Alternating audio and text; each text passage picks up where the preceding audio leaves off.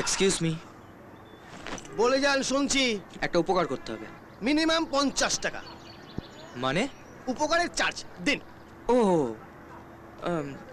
তা আমার কাছে তো ভাঙানি নেই, 100 টাকার নোট। ঘুষের বিজনেস করি, ভাঙানি রাখবো না?